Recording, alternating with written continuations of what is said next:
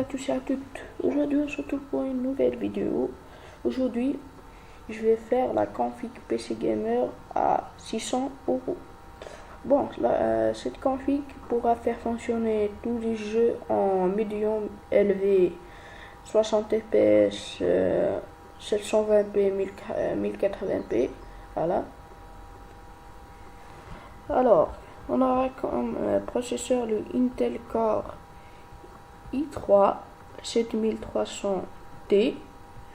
Bon, ce processeur, pourquoi j'ai pris celui-ci? Parce que il a de l'hyperthreading. Parce que la plupart des jeux du moment ont du mal à démarrer sur des processeurs dual core.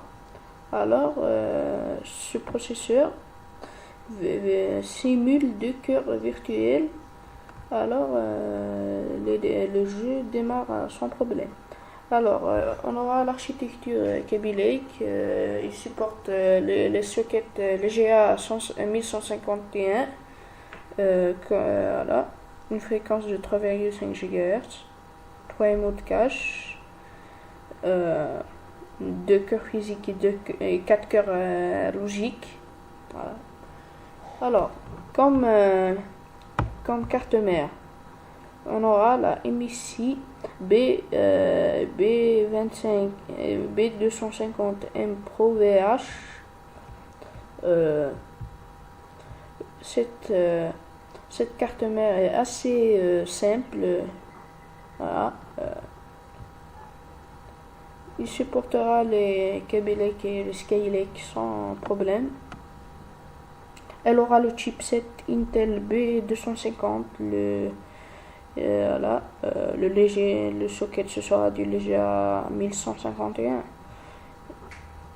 Au niveau de la RAM, elle supportera la DDR4 en 2400 MHz jusqu'à 32 Go. Voilà.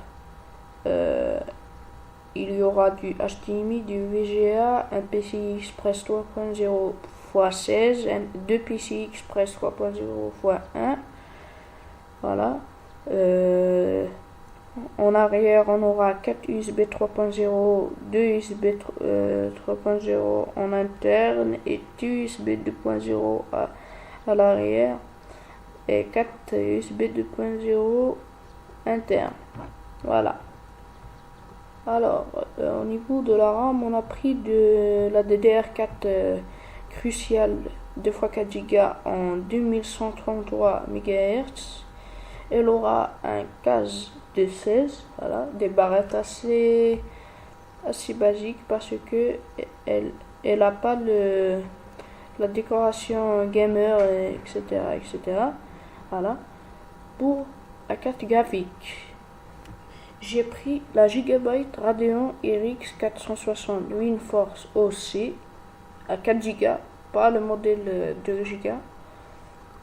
Voilà. Bon, cette carte graphique aura l'architecture Polaris.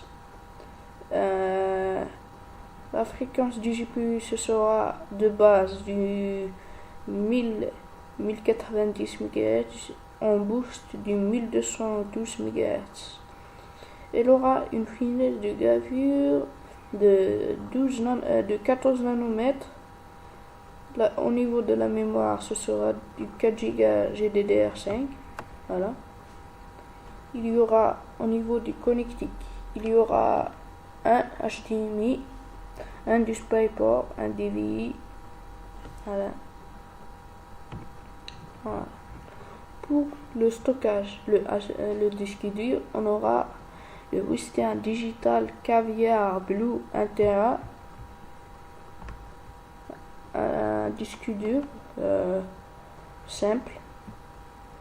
Il aura une vitesse de rotation de 5200 tours par minute, une mémoire cache de 64 MO, comme tous les disques durs.